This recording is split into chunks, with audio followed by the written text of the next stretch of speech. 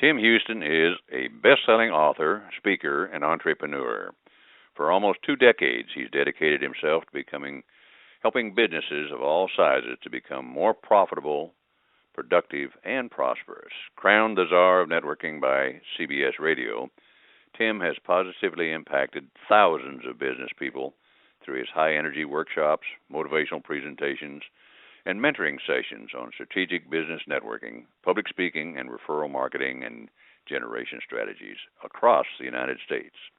Tim's latest book is Leads to Referrals, which was published on June 25th, 2013. I just finished it, and debuted as #1 on Amazon's hot new releases in the sales and selling category. His first book, The World's Worst Networker, Lessons Learned by the Best from the Worst, Absolute Worst, reached #1 in 7 categories in 6 countries on Amazon.com. He's also a contributing editor to the New York Times bestseller and USA Today and Wall Street Journal #1 bestseller, Master of Sales.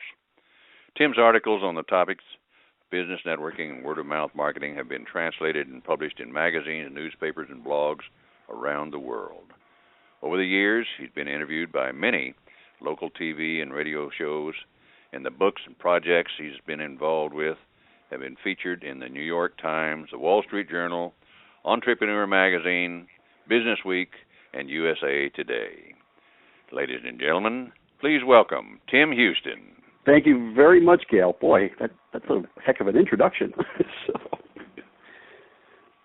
Well, we are so excited about you coming into Houston next week for 3 days of events, and we wanted to give the audience a sneak peek at what to expect from you at your appearances. So on today's teleseminar, I'd like to talk a little bit about both of your books, and we'll start off with The World's Worst Networker. Okay, that's fair enough. Great.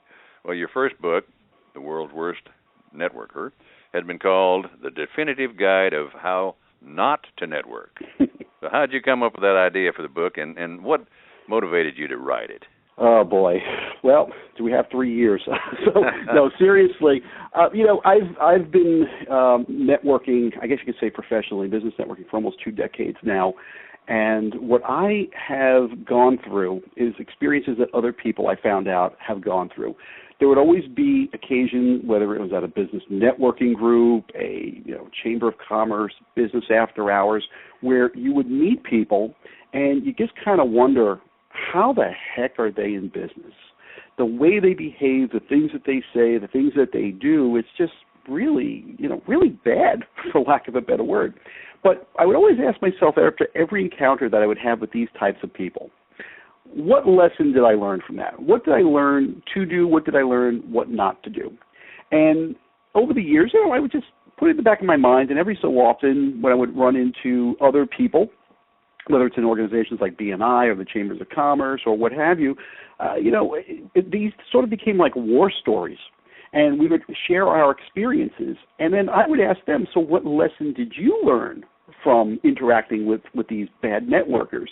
And that would usually give occasion for these folks to pause a little bit and then reflect and say, I never really thought of that. But you know what? This is what I learned about it. So one day I was having a conversation with Dr. Ivan Meisner about this, and I said, the founder of BNI, and I said to Ivan, what lessons have you learned from some of the world's worst networker? And he said, you know what? There may be a book in that title. He said, maybe you should write a book on that. And so what I decided to do was, through the relationships that I built through BNI and other organizations that I had belonged to, I started reaching out and I asked people, submit your best stories.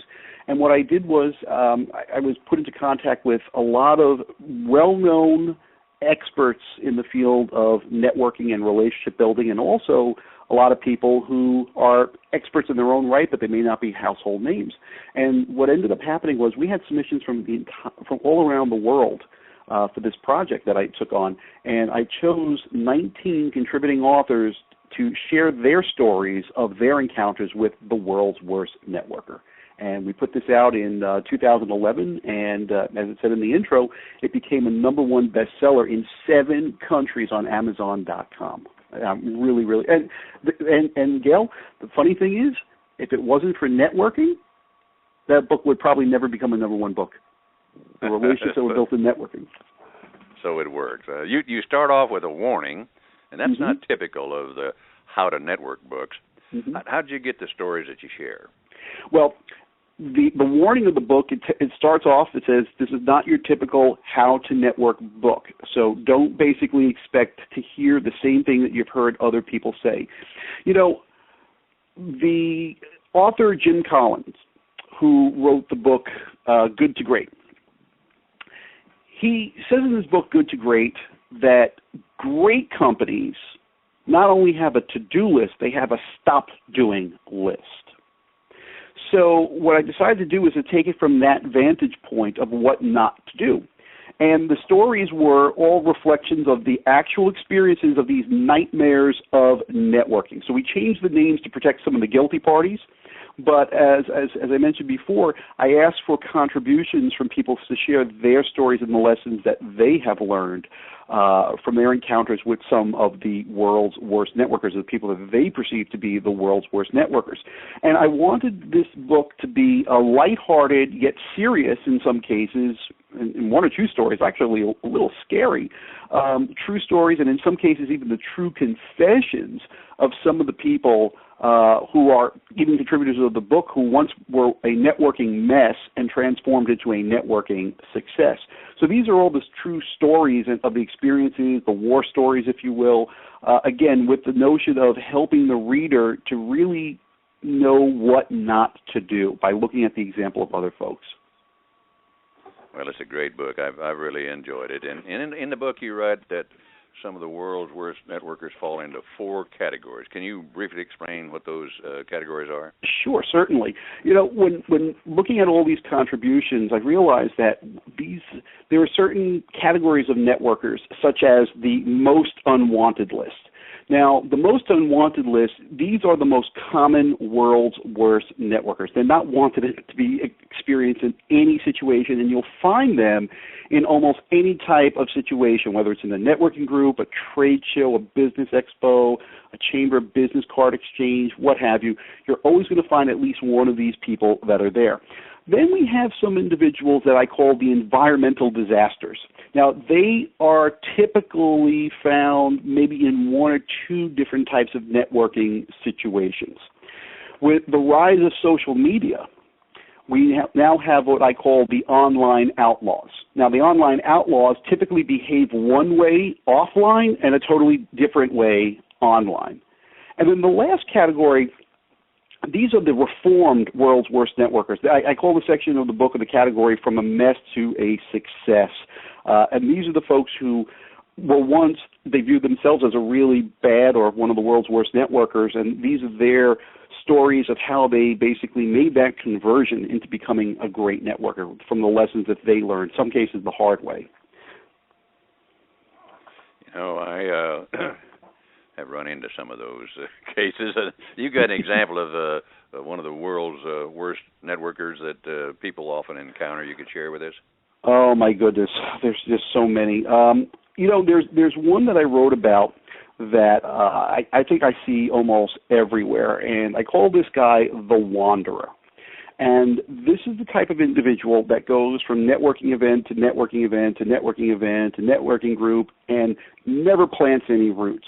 They take on a form of networking which I call hit-and-run networking. They want to come in, they think that networking is a quick sale, they try to sell you on their products or service, and you don't see them again. And I actually tell a story of a person who, and this is in the early 2000s, was in the business of selling cell phones, specific type of cell phone for a specific company. And it was all the rage. This type of technology was all the rage. And he was going from networking group to networking group to networking group. And because he had such a unique product, people were automatically, they were just flocking to him and buying. And when these groups wanted this guy to become a member, he just didn't believe in it. And so he would continue on and on and on. So I tell the story about the Wanderer, and there's a twist to the story. And the twist happened 6 years later, when a major life insurance company hired me to do a day seminar to come in and to talk to their managers, sales managers, and sales team leaders, et cetera, and their agents. And who's in the audience, but the same guy that was selling cell phones about 4 or 5 years prior to that. And he didn't stick around much longer even in that company, I found out after the fact. So the wanderer, these are the folks that you got to be really, really careful of. You have to challenge them and try to get them to make some sort of commitment. They're very fearful of commitment. And as we know, networking is about building relationships. They view networking as a transactional relationship as opposed to something that's long-term and meaningful. Well, you've talked about some of the world's worst networkers. What's the key difference between a good networker and the world's worst networker? Wow, that's a great question.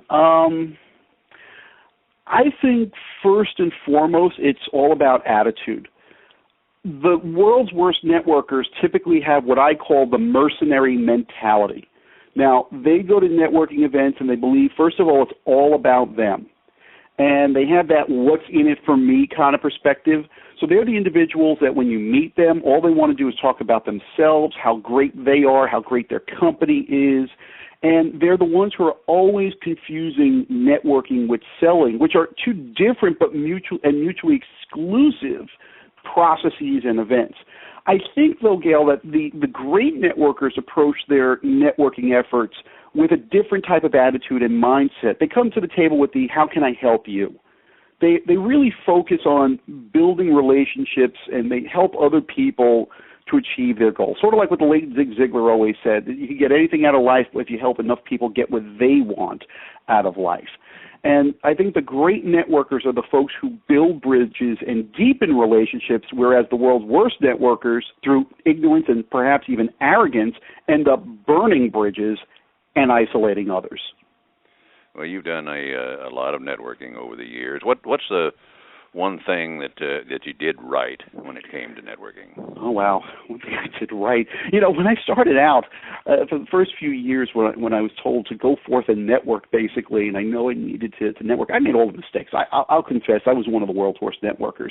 I think some of the things that I did cost me business and even some relationships with people. But I think the one thing that I did right, looking back, was that I made a conscious choice to change and to take time to master the science. I believe networking is a science. It's more than just an art. It's a science. And really take that initiative so I could learn better. So I got the books written by Dr. Meisner and people like Bob Berg and, Susan Rowan, and studied them. And then instead of letting them gather dust on my bookshelf, because this is before we had digital books, I actually started to put those things into practice. And, intellectually, it's one thing to read something in a book, but it's always something different to actually do it. And I believe that once you master the fundamentals and you practice the fundamentals, you'll become an expert, whether it's in networking or any kind of field that you're in. So I think the one thing that I did right is I made that conscious choice that I want to get better at being a networker or a connector of people. And then I think the next thing that inspired me was actually to help other people to learn how to do the same thing. Well, that World's Worst Networker is a great book. But let's talk a little bit about your latest book, Leads to Referrals. And Sure. It seems to go a bit of a different direction in that it's not about really networking. Can you tell us why you shifted away from the topic of networking and then what the main focus of Leads to Referrals is and how you came up with the great idea of Leads to Referrals? Well, Gail, that sounds like three questions in one, but okay, sure. For this particular book, this book actually had its start even before The World's Worst Networker was written. This book actually had its start from an experience I had in 2009. So let me start with the end and work backwards. So in 2009, I owned several businesses, and I had a new business venture that I was going to launch in Puerto Rico. And I knew some people down there, but not many people. And through the network that I had developed and the relationships I had developed with people from all around the country, I was referred to individuals down there who, expressed an interest in what I had to offer, and they were generous and wanted to help me.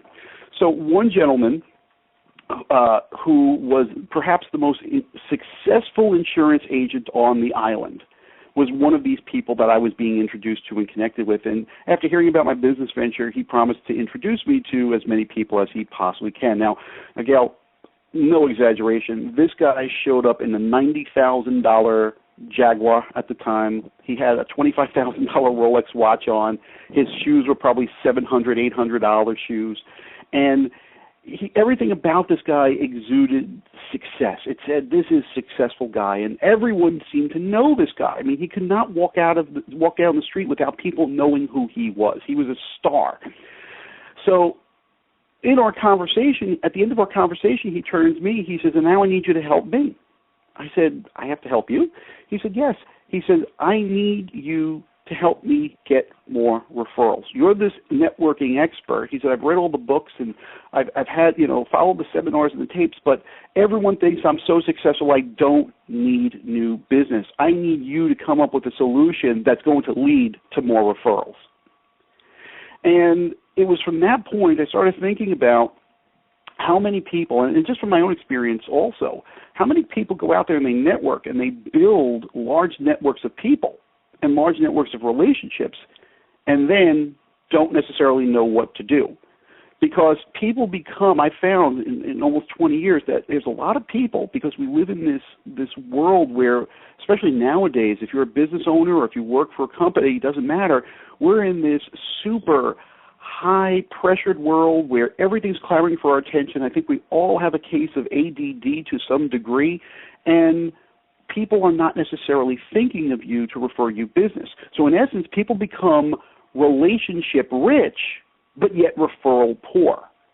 And a lot of the experts that have come, there's been a lot of people who are self-proclaimed networking experts. If you just go to Google or Amazon.com and type in the word networking, you're going to have a result of no less than 50 to maybe 100 books that come out, ranging from the classics to some stuff that people just kind of put together, 2 or 3 pages. And there's a lot of people out there that confuse networking with selling. There's a lot of people out there who think that networking is just about building a big network of people.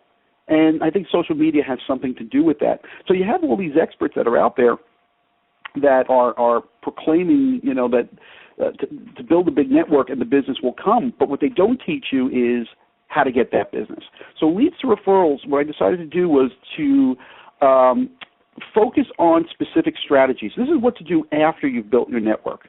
These are strategies and techniques and methods to motivate, stimulate, and engage the people to give you qualified referrals. That is, the people who want, or businesses who want your particular products or service.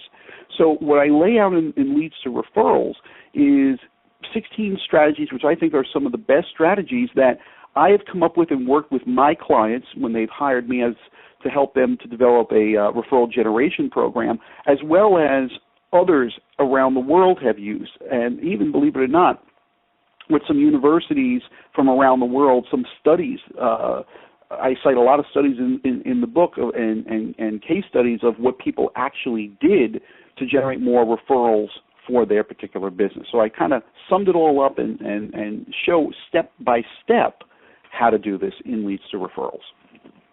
Well, it's really a different look at networking, and I appreciate that. And in the book, you make a very bold claim about word-of-mouth marketing and referral marketing and generation. Mm-hmm. You even state that many of the experts who teach this are costing businesses a lot of money. Can you tell us a little bit about that claim, and then what your take is on the word-of-mouth versus referral marketing and generation? Sure.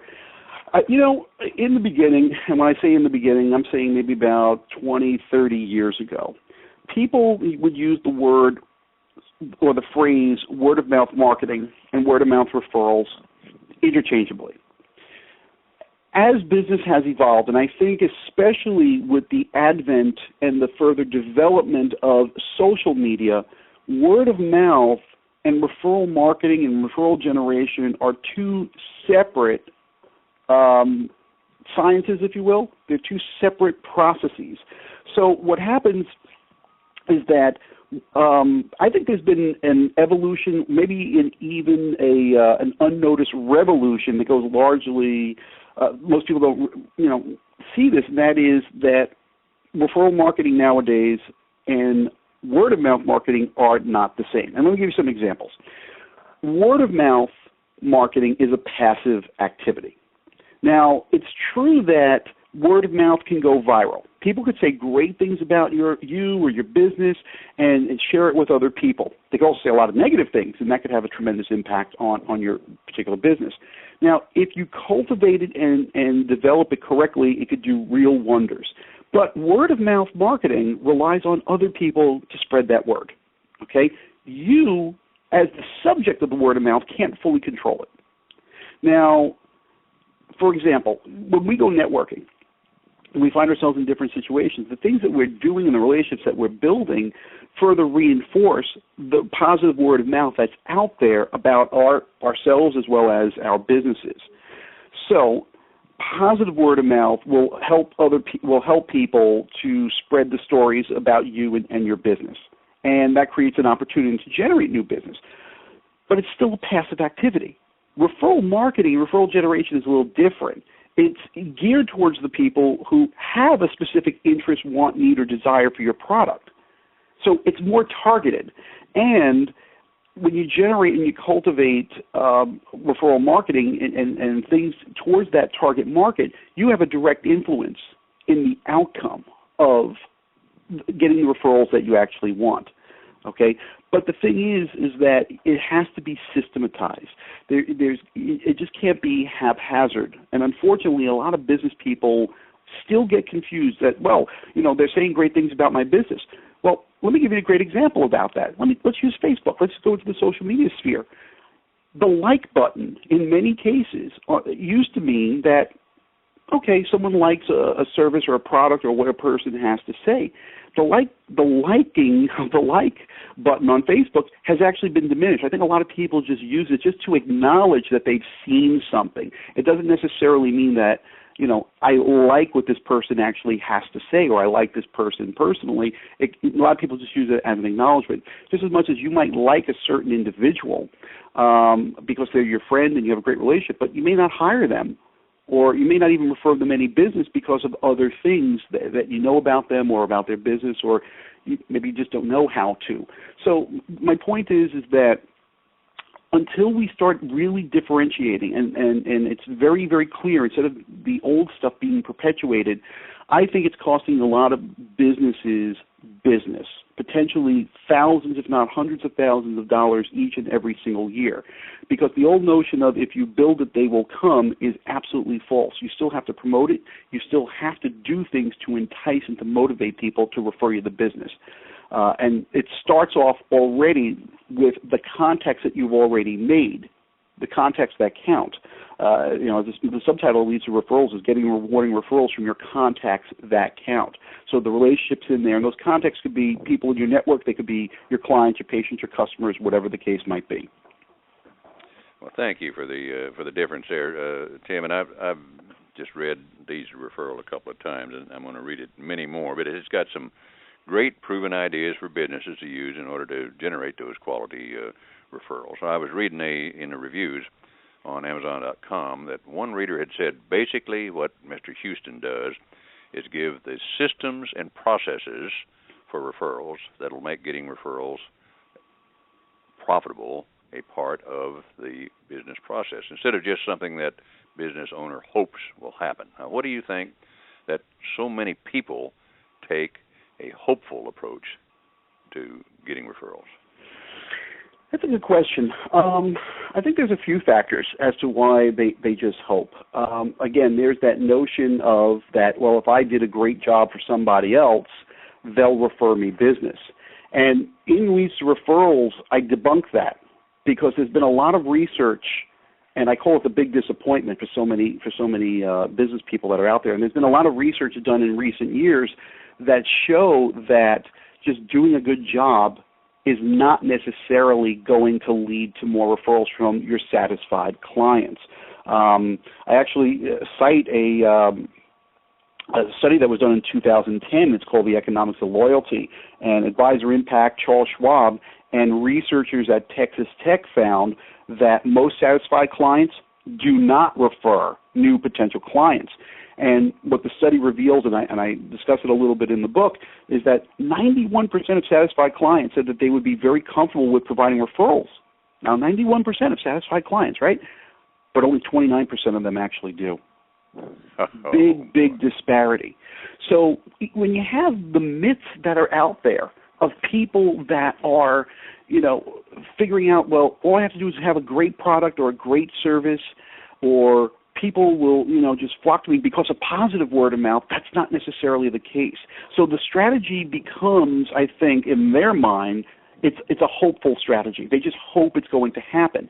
You didn't build your business or your book of business or what have you just by hoping the telephone would ring. Why do we go out and why do we network? Why do we advertise? Why do we market? Because it should be part of an overall strategy to develop new business. And referral marketing and referral generation is a strategy. It's got to be an active strategy. So I read that review, and I have to say I was really I saw the same review that you read on Amazon, and I said, wow, that was one of the first reviews of the book. I said, wow, that reader gets it. I've accomplished my goal. He gets it. They see that this is a systematized process. And one of the things I have to say, Gail, about leads to referral is that when I came up with these 16, and I put these 16 strategies and techniques together, I wanted this to apply to as many businesses as possible, to be broad and customizable. So businesses, when they take these strategies, can go really, really big, or they can go small. They can implement one. They can implement all 16 of them. There are some strategies, I think, that might be better suited for some types of businesses. For example, business-to-consumer type of businesses as opposed to business-to-business type of companies and organizations. But by and large, they're economical. Most of them don't cost a single dime. They really don't. And it relies on the resources that you already have as well as some creativity. And I share inside of the book the real true case studies of some of my clients and from other people that I was referred to or I discovered in putting the research together for this particular book. So, again, it's all about systems and processes and in a very simple, straightforward way. I'm not coming, one of the pet peeves I have, Gail, with some of the so-called experts that are out there is that they live in the ivory tower. Many of them have not sold a product or service or run a business in years and yet proclaim, I'm in the trenches. I'm in the trenches every single day with my business, a couple of my businesses, I should say, and interacting with other people, everyday people. So it's coming from their experiences, from my experiences, and I really wanted to get the word out there and to speak to an audience who would understand that. So it's not all academic. It's real world. It's reality. Well, that's very enlightening, Tim. Thank you. You'll be coming to Houston. You'll be teaching many of those strategies and techniques in the book at several of your upcoming events. Would you mind giving us a brief example of just one of the strategies? I would love to. I mean, here's one I think that is really customizable, and even though I'm going to use the word cost, I hate to use the word cost. It's really an investment, and we're not talking hundreds of thousands of dollars here. In leads and referrals, I call this the double, triple referral reward. Now, at first blush, that may sound like referral fees, and it's not. What this is, and I wish I could lay claim to developing this. I didn't. I found out that this is being done elsewhere. I had come up with the idea for a client of mine, and I may have been influenced by someone else. But in the book, I document 3 case studies: one involving a dentist, one involving a travel agent. One was my client. 2 of them were my clients. The third person is an auto mechanic, and 2 of the 3 of those were clients: the auto mechanic and the travel agent. The dentist, I found out, was doing this while I was doing research. So what the double, triple referral reward is that you can go to your current client base, okay, and you tell them that you're actively looking for qualified referrals, and you define it. Now, you could do this by putting this on your web page. You could tell them when you meet with them in person. You could send out an announcement using a service like send out cards or whatever, telling them that you're looking for qualified referrals and define really what it is that you're looking for. And this is what you do. You offer them a reward every time they refer you a qualified referral. but you only offer one of two choices. They could get something like, let's just keep it simple. They could get let's say, a $25 gift card to their favorite restaurant, or maybe, their favorite coffee place like Starbucks, or an Amazon.com gift card, whatever you decide it's going to be. So it's something that's outside of your business. It has nothing to do with your service or your product, but something that they could use almost immediately. The other option is that you could give them something else. It could be a credit, it could be a product or service that you offer that's double or triple the amount of, or in value, of the first reward. So in this situation, as I said, in this particular chapter, we look at a travel agent, a dentist, and a auto mechanic. They knew what their investment was going to be to acquire that referral. They knew, let's just use the example of $25, that it's going to cost them at the minimum $25, at the most, if they went with the triple reward, $75 to acquire a new qualified referral and hopefully a new client. And what this does is that it creates a metric that, for the business owner, they're able to see exactly, number one, when it's taking place, because you'll have those folks who want the instant gratification, and they'll take the $25, gift card to, Applebee's or Starbucks or what have you, right then and there. The others will say, no, I'll wait, and I'll apply it towards a service that I'm going to need from you at a future time, sometime in the next year or so. So they have an idea as to how much the investment is going to be to acquire that client, and they can budget accordingly. And I pretty much laid out step by step inside leads to referrals, and that's one that could be scalable in almost any type of industry, whether you're business to business or business to consumer. And I've seen this post leads to referrals. Some people have written me and have applied it. Had an accountant write me and said that they use this for their accounting practice, especially during during tax season. What we did was we actually had some trial people testing all of this stuff out. I don't want to put something out there that hasn't been proven. And one of the feedback from one of my trial subjects, if you will, was from an accountant, said that they used this during their tax season, and they generated, something like 34 extra referrals just within a matter of 6 weeks, just using the double, triple referral reward. Well, that's a great strategy, Tim. I'm looking forward to hearing you talk about more of those. We're looking forward to having you here in Houston. Mm-hmm. And for all of those of you that are listening, there's a special offer for participating on this call. You can get both of Tim's books, both The Great World's Worst Networker and Leads to Referrals, both of them for just $20. And that's a $15 plus discount off of the retail price. So, best of all, you'll be able to jump to the head of the line and get your books autographed right away at the event that you are attending. So, Tim, any final words that you'd like to tell our participants?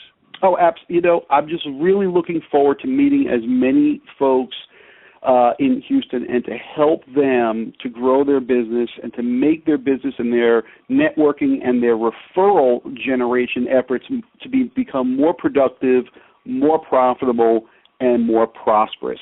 And, even though it leads to referrals, I distinguish between word of mouth and referral generation and marketing.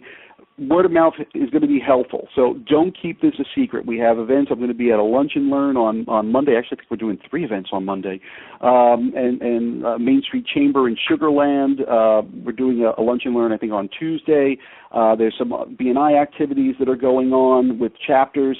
Don't keep it a secret. Get as many as your friends and your colleagues to come out. I really love the city of Houston. I launched the World's Worst Networker 2 years ago in Houston, Texas. I wanted that in particular for a particular reason, and the folks down there are just absolutely wonderful. I think it's the Texas spirit. I love the state of Texas. It's you are like the entrepreneurial capital of the world, and I've never ever had a bad experience in any of the cities I've been to. But Houston has besides being my namesake, it holds a special place in my heart. So. I'm looking forward to meeting as many of you as I possibly can. Well, thank you so much, Tim. We'll see you very shortly. Thank you very much, Gail. I appreciate the opportunity. Bye now.